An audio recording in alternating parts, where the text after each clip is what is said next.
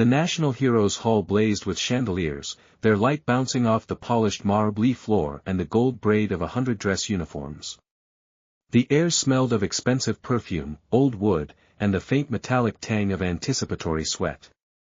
On the dais, the President of the United States stood beside the Secretary of Defense, both wearing smiles that did not reach their eyes. They were there to honor a ghost. General Marcus Thorne sat in the front row, his spine straight as a ramrod, his right hand resting on the armrest of his chair. His left sleeve was pinned up neatly at the shoulder, a relic of a war that had never officially happened. His face was a map of old scars and deeper lines, the skin around his jaw tight from a lifetime of keeping his teeth clenched. He wore the uniform of a major general, the stars on his collar are dulled by time and neglect, but the weight on his shoulders was that of a 4-star commander who had once commanded the entire Joint Special Operations Command. Across the aisle, his wife, Elena, sat with her back to him. She was speaking in a low, urgent whisper to Senator Andrew Pierce, a man whose campaign Thorne had personally bankrolled. Pierce was touching her elbow, his thumb tracing small circles on the fabric of her black evening gown. Elena did not pull away. She had not looked at Thorne once since they arrived. The ceremony was for Lieutenant Colonel Vance, a man Thorne had pulled out of a burning helicopter in the Zagros Mountains 12 years ago. Vance was being awarded the Distinguished Service Cross for extraordinary heroism. Thorne had written the citation himself. He had lied on the form, padded the details, inflated the danger. He had done it to save Vance's career, because Vance had been his protégé. Now Vance stood at the podium, his chest puffed out, his eyes scanning the crowd. When they landed on Thorne, they held for a split second longer than necessary. There was no gratitude in them. There was a cold, flat calculation. Then Vance smiled and leaned into the microphone. Thank you, Mr. President. Thank you, Secretary. But I cannot accept this award without acknowledging the truth. The room went silent. The President's smile froze. Thorne felt a cold finger trace his spine. Vance pulled a folded piece of paper from his breast pocket. This is an affidavit signed by 3 members of my old unit. It details a mission in the Afghan province of Kandahar in 2014. A mission where we were ordered to stand down, to leave a group of American soldiers to be overrun by the Taliban. Gasps rippled through the hall. Thorne's heart did not change its rhythm. He had known this moment was coming. He had seen the signs in Vance's evasive eyes, in Elena's late-night phone calls, in the way his old colleagues at the Pentagon had stopped returning his calls. The order came from General Marcus Thorne, Vance said, pointing a trembling finger at the front row. He traded their lives for a diplomatic agreement that saved his political career. He left 34 men to die so he could stand here today, in this hall, pretending to be a hero. Elena turned. Her eyes were wet, but not with sorrow. They were wet with the glee of a predator who had finally cornered its prey. She stood up, her chair scraping against the marble. It's true, she said, her voice loud enough for the back of the hall to hear. I have the emails. I have the transcripts. I have the bank records showing the payments he received from the defense contractor who benefited from the cover-up. The room erupted. Journalists who had been seated in the back row were now on their feet, cameras flashing, phones recording. The President looked like a man who had just been handed a live grenade. The Secretary of Defense was already whispering into his earpiece. Thorne did not move. He sat in his chair, his face unreadable, his one good hand still resting on the armrest. He watched as Vance stepped down from the podium and walked over to Elena. She embraced him, a long, theatrical embrace that was meant for the cameras. When she pulled back, she was crying real tears now, tears of vindication. Marcus, she said, turning to face him. I'm divorcing you. The papers are refiled. And I'm taking everything. The house, the accounts, the pensions. You have nothing left. The room was waiting for him to break. They wanted to see the old general crumble, to see his shoulders slump, to see him beg or apologize or run. But Thorne was a man who had spent 40 years learning how to sit in the dark and wait that he reached into his jacket with his right hand. The movement was slow, deliberate. Every camera in the room tracked his fingers as they emerged holding a single black USB drive. Mr. President, Thorne said, his voice low, steady, and ca-rying without effort across the silent hall. Before you accept the resignation you are about to demand, I would ask that you review the contents of this drive. It contains the full operational logs from the 2014 mission. It contains the actual voice recordings from the radio intercepts. It contains the original orders, which were not mine. He stood up. The uniform was worn, but the man inside it was not. It contains the signatures of every person in this room who knew the truth. Including Senator Pierce, who authorized the stand-down order to protect a weapons deal. Including my wife, who laundered the payments through a shell company. Including Lieutenant Colonel Vance, who was not in Canada that day, because he was in a hotel room in Dubai, negotiating his own promotion. The room was a tomb. The cameras kept flashing. Thorne walked toward the dais. His footsteps echoed. He did not look at Elena. He did not look at Vance. He looked only at the president, whose face had gone the color of ash. Mr. President, I am not here to defend myself. I am here to remind you that I resigned this commission 3 years ago. The man you see before you is a civilian. A private citizen. And as a private citizen, I have filed a sealed indictment with the Department of Justice for treason, fraud, and the murder of 34 American servicemen. He placed the USB drive on the podium. The accused are in this room. He turned. He walked back down the aisle. The crowd parut like the Red Sea. Elena's face was a mask of shock. Vance's mouth was opening and closing like a fish. Senator Pierce had his hand over his heart, as if he were having a coronary. Thorne did not stop. He walked out the double doors of the National Heroes Hall and into the cold Washington night. Behind him, the silence broke into a roar. He did not look back.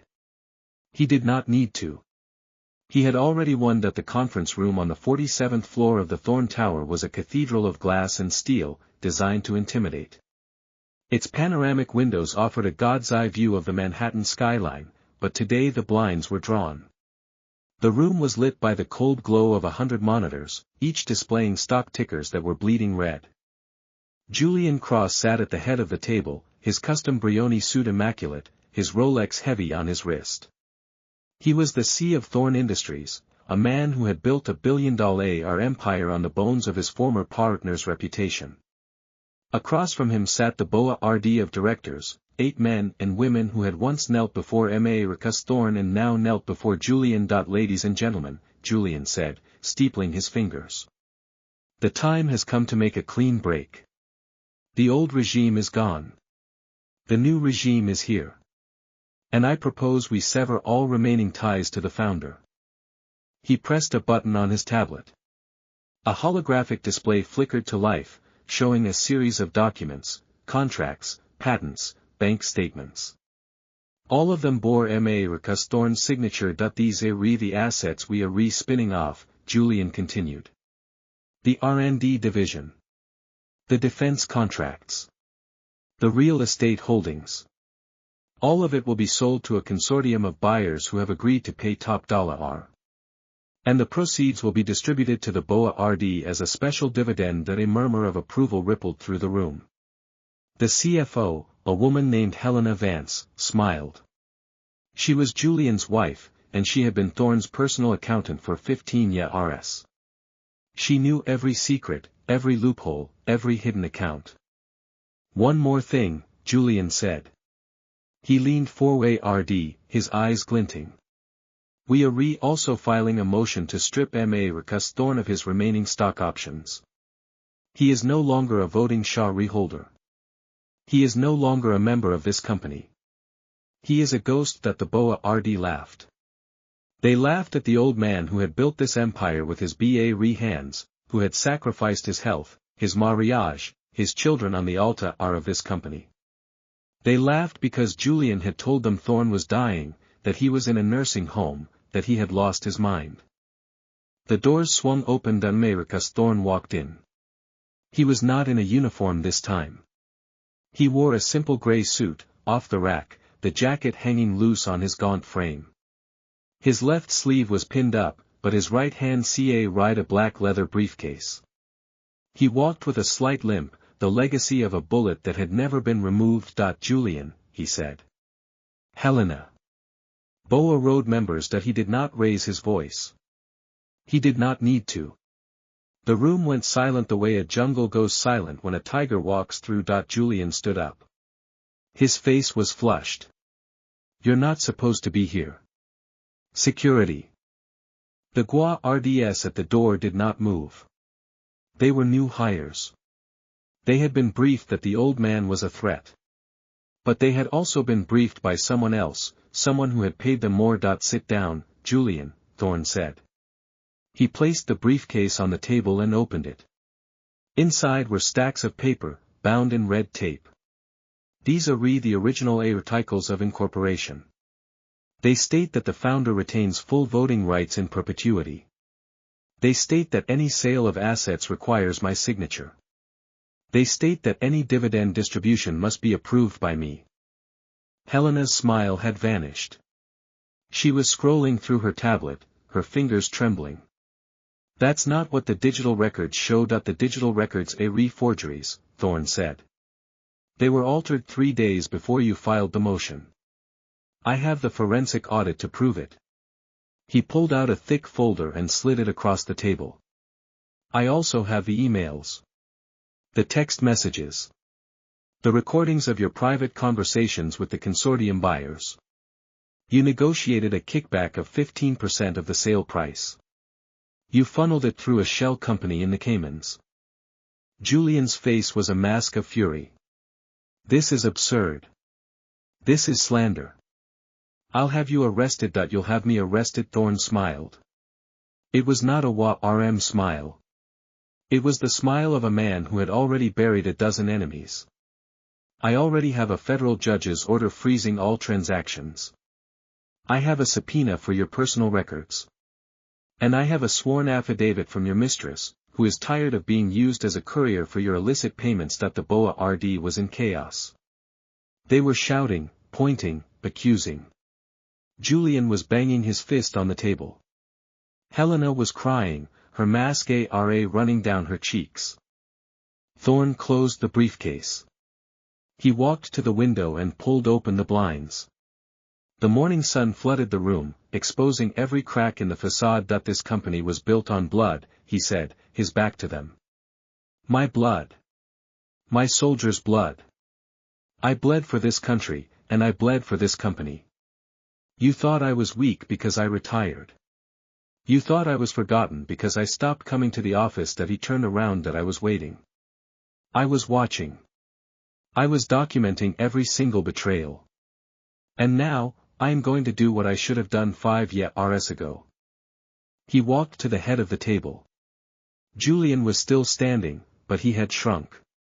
His shoulders were hunched. His eyes were derooting. Julian Cross, Thorne said. You are hereby removed as C. All of your res forfeit. All of your assets are frozen pending a full investigation. You will be escorted out of this building within the hour. The same goes for you, Helena. And for any Boa RD member who voted in favor of this fraud. He looked around the room. I am not asking. I am telling the GUA RDS finally moved. They took Julian by the arms. He did not resist. He was too shocked, too broken. Helena was sobbing now, her composure shattered. Thorne walked out of the conference room. He did not run. He did not smile. He had won. But he did not feel victory. He felt the cold, heavy weight of a war that was never truly over. The American Legion Post 47 was a dive bar on the wrong side of Baltimore. Its walls were covered in faded flags and yellowing photographs of men who had long since turned to dust. The air was thick with cigarette smoke and cheap whiskey. The patrons were old, SCA red, and quiet. Marcus Thorne sat at the end of the bar, nursing a glass of water. He did not drink. He had not had a drop of alcohol in 22 years, not since the night he had watched his best friend die of liver failure in a VA hospital. The door swung open. A man in a leather jacket walked in, his face obscured by a baseball cap. He was tall, broad-shouldered, with the rolling gait of a former M.A. Rhine. He walked up to the bar and sat down 2 stools away from Thorne. General, the man said, his voice rough as sandpaper. You came that I always come, Thorne said. What do you want, Sergeant? The man pulled off his cap. His face was a ruin. His left eye was a milky white, the scar running from his brow to his jaw. His nose was crooked, broken and reset a dozen times. This was Sergeant First Class Daniel Reyes, the man who had carried Thorne out of a burning village in Fallujah. I want you to kill me, Reyes said. Or I want you to give me a reason not to. Thorne did not flinch. He had heard these words before, 100 times, from 100 men. Talk to me, he said. Reyes reached into his jacket. For a moment, Thorne's hand tensed, ready to move. But Reyes pulled out a crumpled photograph. It showed a young woman, dark-haired, smiling, holding a diploma. That's my daughter, Reyes said. She was killed 3 months ago. Car accident. The cop said it was a hit and run. But I know the truth. She was working for a man named Voss. Senator Voss. He had her killed because she was about to go public with evidence of his war crimes. Thorne took the photograph. He studied the girl's face. She had her father's eyes, the same fierce, unyielding gaze. Senator Voss, Thorne said slowly. The chairman of the Armed Services Committee. The same, Reyes said. The same man who sent us into that village in Fallujah. The same man who ordered the airstrike that killed our own men. The same man who covered it up and pinned the blame on you. Thorne set the photograph down. He did not speak for a long time. The jukebox was playing a sad country song. The bartender was wiping a glass with a rag that had seen better decades. Sergeant, Thorne said finally. I cannot bring your daughter back. I cannot undo what happened in Fallujah. But I can give you the one thing that has kept me alive all these years. He leaned in close. I can give you justice. He pulled a folded document from his inside pocket. It was a subpoena, signed by a federal judge, commanding Senator Voss to appear before a closed session of the Senate Intelligence Committee. This is the beginning, Thorne said. I have been building a case for 7 years. I have witness statements. I have classified cables. I have the names of every officer who participated in the cover-up. Voss thinks he is untouchable. He thinks the statute of limitations has run out. He thinks the old men like us are too broken to fight. He placed the document in Reyes's hand. Tomorrow morning, at 9 a.m., Senator Voss will be escorted out of his office in handcuffs. He will be charged with conspiracy to commit murder, obstruction of justice, and treason. And he will spend the rest of his life in a federal penitentiary. Reyes read at the document. His hands were shaking. His ruined eye was wet. Why, he whispered. Why do you do this? You have nothing left. Your wife left you. Your company was stolen. Your reputation is in ruins. Why do you keep fighting? Thorne finished his water. He stood up, his joints popping. Because I made a promise, he said. A promise to every man I ever commanded. I told them I would never leave them behind. I told them I would always bring them home. He looked down at Reyes. I lied about the home Pennsylvania RT. But I never lied about the rest. He walked out of the bar. The night air was cold and clean. He breathed it in deep. He had won. But the war was not over. The street outside was empty except for a single black sedan idling at the curb. Thorne walked toward it, his footsteps steady on the cracked pavement. The REAR door opened before he reached it. A woman in a dark suit sat inside, her face half hidden in shadow. General, she said. Get in. Thorne did not hesitate. He slid into the back seat, the leather CL against his worn jacket. The woman handed him a tablet. On the screen was a live feed of Senator Voss's townhouse in Georgetown. Men in tactical HAR were moving through the rooms, their movements silent and precise. "That we picked him up 20 minutes ago, the woman said. "He's in custody. The media will have the story by sunrise." Thorne nodded. He handed the tablet back. "And Reyes?" he asked. "That he's being taken to a safe house. Protective custody until the trial. His testimony is crucial." Thorne leaned his head against the window. The city lights blurred past. He had won another battle.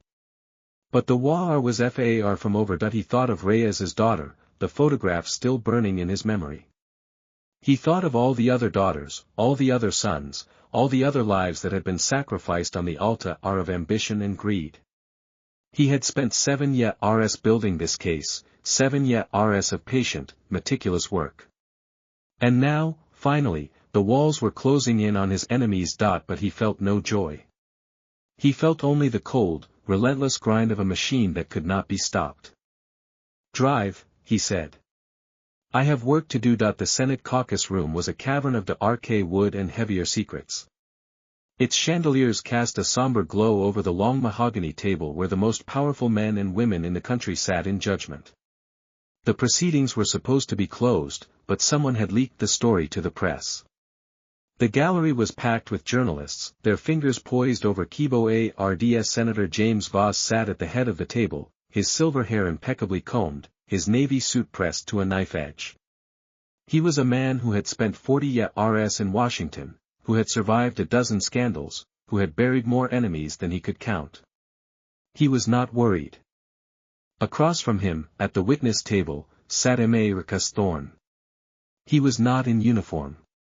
He was in the same gray suit he had worn to the Boa Rudrum, the same worn jacket, the same pinned sleeve. His face was impassive. His one hand rested on a thick stack of papers. The chairman of the committee, a portly man from Ohio, Clea read his throat. "General Thorne, you have requested this hearing to present evidence of alleged misconduct by Senator Voss.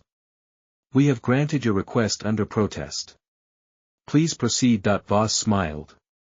It was a predatory smile, the smile of a man who had already made his calls, already secured his votes, already arranged for the testimony to be buried. Thorne stood up. He walked to a projector screen that had been set up at the far end of the room. He inserted a USB drive into a laptop. The screen flickered to life. "Mr. Chairman," Thorne said, his voice calm and steady. "I am not here to make allegations. I am here to present facts." He clicked a button. A grainy video read. It showed a group of men in military fatigues, standing around a map table. The date stamp read January 15, 2004. The location was a 4-way RD operating base in the Amba province. Senator Voss, then a junior congressman, is shown here receiving a briefing on a planned operation to capture a high-value target, Thorne said. The operation was approved. But the night before it was launched, Voss made a phone call to the target's handler, warning them of the impending raid. The room went still. Voss's smile had frozen. "This is ridiculous," Voss said, his voice sharp. "This video is a forgery." Thorne clicked another button. A second video read, this one showing Voss on a satellite phone, speaking in fluent Arabic. "I have the audio logs," Thorne said. "I have the satellite imagery. I have the sworn testimony of 3 intelligence officers who monitored the call. I have the bank records showing a deposit of $2 million into Voss's offshore account, made 3 days after the mission was aborted." The gallery erupted. Journalists were typing furiously. The chairman was banging his gavel. Thorne did not stop. He clicked through a series of documents, contracts, memos, emails, photographs. Each one was a nail in the coffin. Each one exposed a thread in the web of lies. "Senator Voss," Thorne said, turning to face him. "You are not just a traitor. You are a murderer. The men who died in that raid died because you sold them out for money. Their families have waited 20 years for justice. Voss was on his feet now, his face purple with rage. This is a witch hunt. This is a political assassination. I won't stand for this. Thorne reached into his jacket. He pulled out a single sheet of paper. This is a presidential pardon, he said. Signed by the current commander-in-chief, after reviewing the evidence. It grants immunity to every witness who testifies against you. It guarantees the prosecution of your co-conspirators. And it revokes your security clearance, your pension, and your immunity from prosecution. He placed the paper on the table. Senator Voss, you are no longer protected. You are no longer powerful. You are just a criminal waiting to be tried. Voss lunged four-way road. The guards moved, catching him before he could reach Thorne. They handcuffed him, their movements efficient and brutal. As they dragged him out of the room, Voss screamed.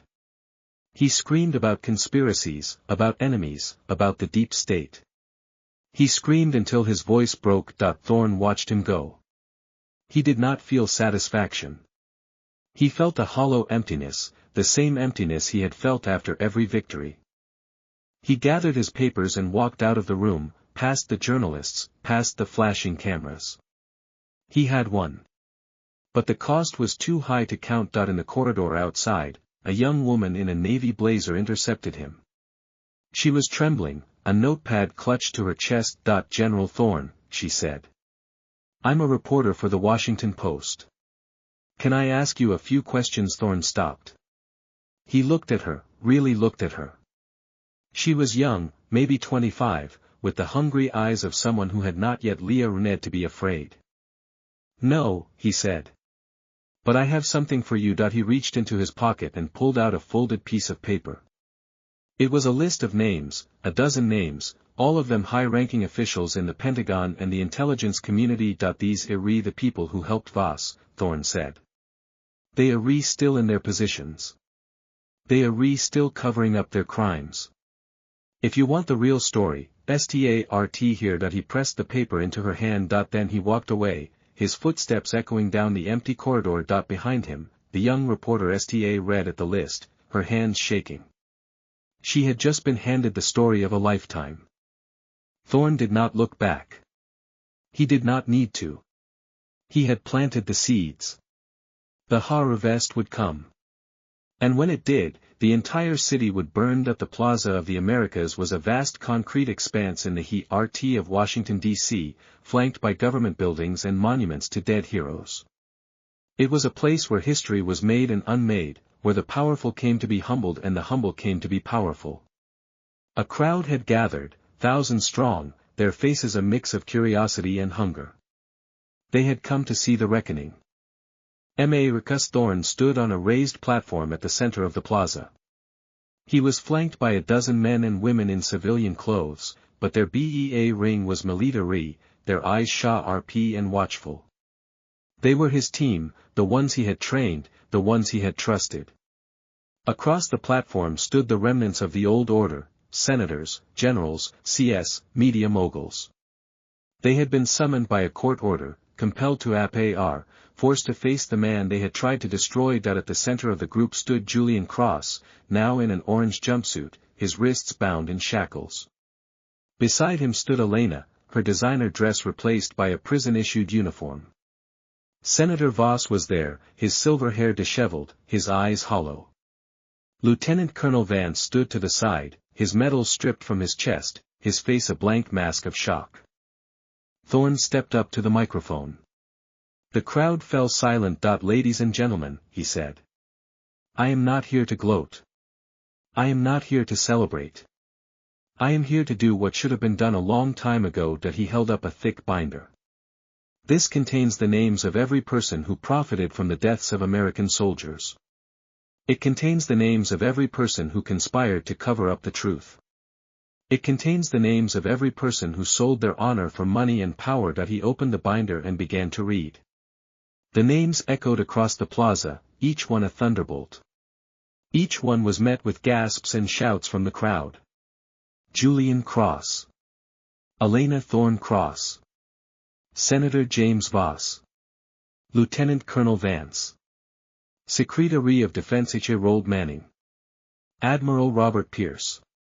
Each name was a hammer blow, each one a public execution of reputation. When he finished, he closed the binder and looked at the prisoners. Julian Cross, he said. You are re-sentenced to life in prison without parole. Elena Thorne Cross, same sentence. Senator Voss, you are re-sentenced to death by lethal injection, for crimes against humanity. Lieutenant Colonel Vance, you will serve 40 years for perjury and conspiracy. The rest of you will face military tribunals and civilian courts. Your assets are re-frozen. Your pensions are re-revoked. Your names will be struck from every record, every monument, every history book. The crowd erupted. Some cheered. Some wept. Others stood in stunned silence.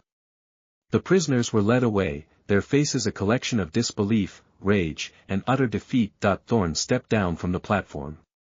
He walked past the prisoners, past the guardias, past the cameras. He walked to a black car waiting at the edge of the plaza. He did not look back. He had won. But the weight of his victory was crushing him. The car pulled away from the curb, threading through the clogged streets of the capital. Thorne sat in the back seat, staring out the window at the city he had spent his life defending. The city that had betrayed him. The city that had finally, grudgingly, bent to his will. His phone buzzed. He glanced at the screen. It was a message from the young reporter he had met in the corridor outside the Senate. He rang. General, the message read. The list you gave me. I've confirmed 6 of the names. They're all connected. They're all still in power. When do you want me to publish? Thorne typed a single word in reply, now that he pocketed the phone and leaned his head against the window. The city blurred past. He thought of the men he had buried, the women he had failed, the children who would never know their fathers. He thought of the war that had taken everything from him and given him nothing but scars. The car stopped at a red light. Through the window, Thorne saw a group of young soldiers in dress uniforms, standing at attention outside the Pentagon. They were young, so young, their faces unlined by the horrors of combat. They had no idea what was coming. They had no idea what the world would demand of them. Thorne closed his eyes. That he had won. But the victory was hollow. The war was never over. There was always another enemy, always another betrayal, always another battle to fight. He had spent his life fighting for a country that had turned its back on him. He had spent his life defending a system that was built to destroy men like him. The light turned green. The car accelerated. Thorne opened his eyes. He looked at the rearview mirror, at the reflection of his own face. The scars were deeper now. The lines were sharper. The eyes were colder. He had one more fight left in him. One more enemy to destroy. One more reckoning to deliver. And when it was done, he would walk away. He would disappear into the shadows, into the anonymity of a man who had given everything and received nothing in return. But not yet. Not today. Today, he would watch his enemies burn. The cemetery at Arlington was a sea of white tombstones, each one a silent testament to a life given in service. Marcus Thorne walked among them, his footsteps muffled by the grass. He had come here to pay his respects, to remember the men who had died for him, who had died for the country that had abandoned them. He stopped at a grave marked by a simple stone. The name on it was Thomas Reyes, Daniel's son, killed in the same airstrike that had taken his sister. Thorne knelt. He placed a single white rose on the grave. "I'm sorry," he whispered. "I'm sorry I couldn't save them." A shadow fell over him. He looked up to see Daniel Reyes standing there, his ruined eye glistening. He wore a clean jacket, his hair combed, his posture straighter than it had been in the bar. The weight of grief was still there, but something else had taken root in its place. "Resolve. General," Reyes said. "I have something for you." He handed Thorne a folded piece of paper. It was a letter, handwritten, addressed to Thorne. The paper was worn at the edges, creased from being folded and unfolded many times. Thorne opened it. The handwriting was shaky, the words "Ba Rely" legible. It was from Thomas Reyes, written days before his death. General, the letter read. I know you tried to save us. I know you fought for us. I want you to know that I forgive you. I want you to know that I am proud to have served under you. I want you to know that you are not alone. My father told me about the promise you made. He told me about the night you ride him out of Fallujah. He told me you were the only officer who ever came back for his men. I know what they did to you. I know they tried to break you. But you didn't break. And neither will we. We agree with you, General. Always. Thorne read the letter twice. Then he folded it and put it in his pocket. His throat was tight. His eyes burned. But he did not weep. He had not wept in 30 years. Thank you, he said. Reyes nodded. There's more. Thomas had a partner. A woman named Sa Chen. She was a journalist. She was working on the same story as my daughter. She has evidence. More evidence. Files that were hidden in a secure location. She's been in hiding since my daughter was killed. But she reached out to me. She wants to meet you. Thorne straightened up. His joints protested, but he ignored them. Where there's a diner in Alexandria. She'll be there tonight at 8. She said to come alone. Thorne looked at Reyes. She trusts you. She trusts me because Thomas trusted me. And Thomas trusted you. That's enough. Thorne nodded. He looked back at the grave, at the white rose resting on the cold stone. Then he turned and walked away, his step steady, his mind already moving ahead. The diner was a neon-lit relic of a bygone era, its chrome exterior reflecting the headlights of passing cars. Thorne pushed through the glass door and scanned the room. A few late-night patrons hunched over coffee cups, their faces buried in newspapers. In a booth at the back, a young woman with sharp cheekbones and RK hair sat alone, a laptop open in front of her. Thorne walked over and slid into the seat across from her. Sa Chen looked up. Her eyes were wary, but she did not flinch. General Thorne, she said. Thank you for coming. That you have something for me, he said. She pushed the laptop toward him. On the screen was a folder marked with a classified designation. Inside were documents, photographs, audio files. Thorne scrolled through them. His face remained impassive, but his mind was racing. These are the original after-action reports from the Kandahar mission, Sa said. The real ones. Not the doctored versions. These show that the stand-down order came directly from the White House. They show that Vance was never in Kandahar. They show that Elena Thorne Cross was the one who coordinated the cover-up with the defense contractor. Thorne closed the laptop. How did you get these? I had a source inside the Pentagon. A whistleblower. He was killed 3 days after he gave me the files. I've been running ever since. Thorne looked at her.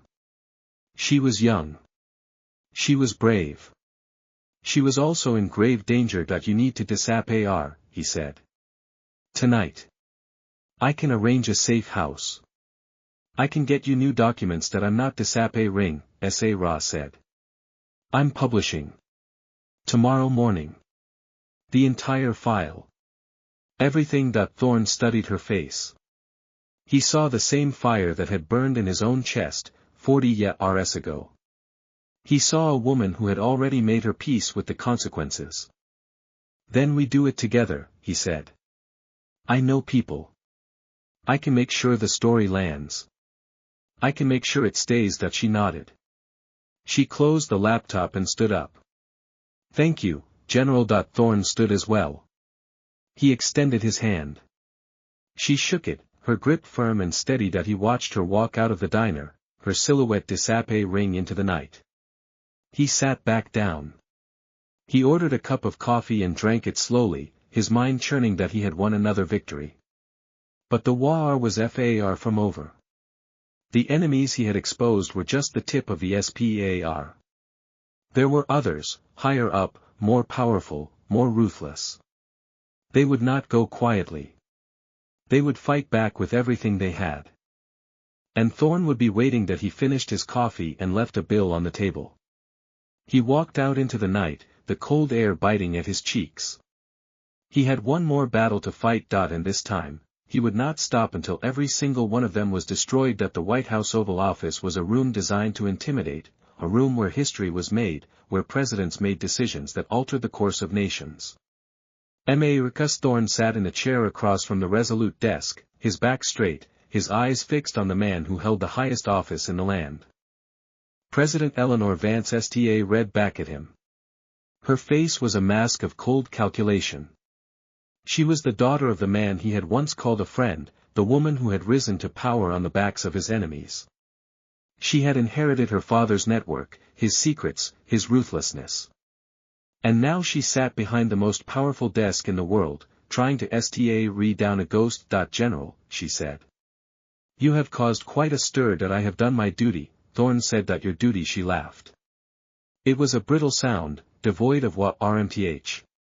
Your duty was to serve this country, not to tear it apart. I served this country, Thorne said. I served it with my blood, with my men's blood. I served it when you were still a junior senator, still learning how to play the game. I served it when your father was covering up war crimes and selling out soldiers for campaign contributions. The president leaned four-way road. I am offering you a deal. You walk away. You retire quietly. You let the past be the past. In return, I will commute the sentences of your enemies. I will make sure they are re-treated fairly. I will restore your pension. I will give you back your reputation. Thorne was silent for a long moment. He studied her face. He saw the fear behind her eyes, the desperation she was trying so hard to conceal. She knew what was coming. She knew she was cornered. Then he stood up. Madam President, he said. I have been offered deals before. I have been offered money, power, peace. I have rejected them all. He reached into his jacket. He pulled out a single piece of paper. It was worn at the edges, creased from being folded and unfolded many times. But the words on it were clear, the signatures unmistakable. This is a confession, he said. Signed by your father, the former Secretary of Defense. It details every illegal operation he authorized, every cover-up he ordered, every innocent man he sacrificed for political gain. He placed the paper on the resolute desk. It also details your involvement. Your approval of the hit on Thomas Reyes. Your role in the cover-up of the chandeliers massacre. Your financial ties to the defense contractors who funded your campaign. Your knowledge of the payments made to Senator Voss. Your direct orders to silence the journalists who were investigating the story. The president's face went white. Her hands were trembling. That is a lie. It is the truth, Thorne said. And it is now in the hands of the press. It will be published tomorrow morning. It will be read on every news network. It will be taught in history books. There is nothing you can do to stop it. The president stood up. Her chair scraped against the floor. Her voice was shaking. You think you've won. You think this is over. I have allies. I have resources. I have the entire machinery of the federal government at my disposal. I will destroy you. Thorne did not flinch. He had been destroyed before. He had been stripped of his rank, his reputation, his family. He had been left for dead in the gutter of public opinion. And he had risen again, each time stronger, each time more relentless. You can destroy me, he said. You can destroy my reputation. You can destroy my body. But you cannot destroy the truth. And the truth is already out there. He turned to leave. General, she called after him. Why do you keep doing this? Why do you keep fighting? Thorne stopped at the door. He did not turn around. His hand rested on the brass handle. Because I made a promise, he said. To every man I ever led. I told them I would never leave them behind. I told them I would always bring them home. That he paused. That I may have lost the war.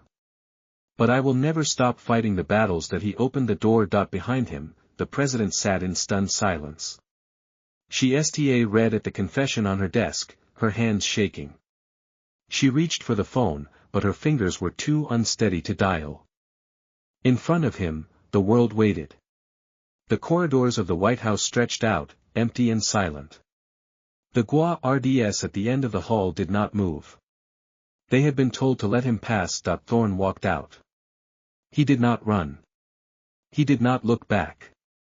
He walked through the West Wing, past the portraits of dead presidents, past the secretaries and aides who read at him with wide eyes. He walked out the front door, into the cold morning air. The sun was rising over the Capitol. The monuments were bathed in gold. The city was waking up, unaware of the earthquake that was about to hit it. Thorne stood on the steps of the White House. He looked out at the city he had spent his life defending. The city that had betrayed him. The city that would never forgive him for telling the truth. He had won. But the war was never over. His phone buzzed. It was Sa Chen. It's done, she said. The story is live. Thorne did not reply. He pocketed the phone and walked down the steps. Behind him, the doors of the White House remained closed. In front of him, the city burned with the fire of 1,000 headlines. He did not smile. He did not weep. He walked into the crowd and read. The helicopter lifted off from the White House lawn, its rotors churning the cold morning air into a white froth. Marcus Thorne watched it rise, watched it bank eastway. Tower the river, Tower the monuments, Tower the city that had just begun to burn with the news of its own undoing. He stood alone on the gravel path, his jacket collar turned up against the wind, his one good hand shoved deep into his pocket. Behind him, the doors of the West Wing remained sealed. Inside, the president was making calls, desperate calls, calls that would go unanswered. Her allies were already turning on her. Her staff was already shredding documents. Her legacy was already ash. Thorne walked. He walked past the guard booths, past the tourists who had not yet heard the news, past the joggers and the dog walkers and the early morning commuters. He walked until he reached the bridge that spanned the Potomac. He stopped in the middle and leaned against the railing. The water moved below him, dark and cold and indifferent. He thought about Thomas Reyes, the boy who had written him a letter of forgiveness from the edge of his own grave. He thought about Daniel Reyes, the man who had ride him out of Fallujah and then spent 2 decades drowning in the bottle. He thought about his own wife, Elena, who had sold him for a seat at the table. He thought about Julian Cross, who had taken his company and tried to erase his name. They were all gone now. Imprisoned. Disgraced. Dead to the world that had once worshipped them. And Thorne was still standing. He pulled the letter from his pocket. Thomas Reyes's handwriting, shaky and desperate and full of grace. He read it one more time, the words blurring in the gray morning light. I know you tried to save us. I know you fought for us. I want you to know that I forgive you. I want you to know that I am proud to have served under you. I want you to know that you are not alone. Thorne folded the letter and put it back in his pocket. He looked out over the water, over the city, over the country he had bled for. He had won. He had crushed his enemies. He had exposed the truth. He had kept his promise. But the weight of it was crushing him. The ghosts were still there. The faces of the fallen. The screams of the dying. The silence of the forgotten. He turned and walked away from the railing. He did not know where he was going. He did not see He had spent his entire life fighting for a country that had turned its back on him. He had spent his entire life defending a system that was built to destroy men like him. He walked into the city, into the crowd, into the noise and the chaos and the endless, grinding machine of history. He did not look back. Behind him, the city burned. In front of him, the war continued.